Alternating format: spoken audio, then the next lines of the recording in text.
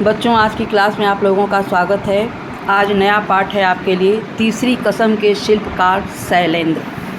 तो इस पाठ का मूल भाव जानिए कि क्या है। सबसे पहले ये जानिए कि सिनेमा का नाम लेते ही तीसरी कसम सिनेमा जो है उसके शिल्पकार, उसके निर्माता शैलेंद्र थे। शैलेंद्र की ये पहली और आखिरी फिल्म थी।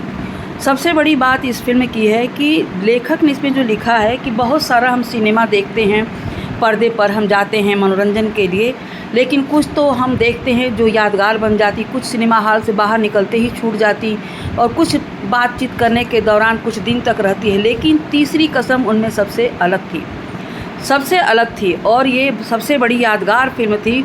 लोगों के मनोरंजन के साथ साथ जीवन का बेहतर संदेश भी दिया है इस फिल्म में। तो एक गीतकार के रूप में तो शैलेंद्र जी बहुत दसियों साल तक रहे होंगे, लेकिन एक फिल्म निर्माता के रूप में ये उनकी पहली और अंतिम फिल्म थी, जब उन्होंने फणीश्वर नाथ रेणु की रचना अमर कृति तीसरी कसम उर्फ मारे गए उल्फान को सिनेमा के पर्दे पर उतारा। तो वह मील का पत्थर यानी बहुत लोगों में प्रचलित हुई, लोगों द्वारा बहुत पसंद की गई। आज भी उस फिल्म की गणना जो है हिंदी के अमर फिल्मों में की जाती है। केवल गीत संगीत ही नहीं, अपने फिल्म की बदौलत अपने उसमें जो किरदार थे राज कपूर और वहीदा रहमान। राज कपूर की सबसे बड़ी खासियत होती थी कि हर भूमिका को वो अपने आँखों से इतनी सरलता से उस भूमिका को निभाते थे कि कहीं भी अलग लगता ही नहीं था कि वो राज कपूर है या हीरामन गाड़ीवान है। वहीदा रहमान को भी सस्ती छीट की लाल साड़ी पहने हुई नौटंकी में काम करने वाली, लेकिन उसकी बातों को हीरामन समझ लेता है, मन से भी दिल से ही।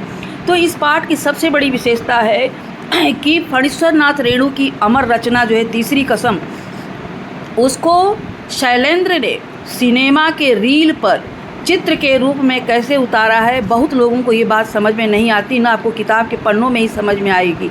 तो बहुत ध्यान से इसको सुनिएगा कि तीसरी कसम जो रचना है, जो काव्य कृति है, उसको उन्होंने सिनेमा के पर्दे पर चित्र के रूप में कैमरे के रील पर उभारा है और जनता तक पहुंचाया है।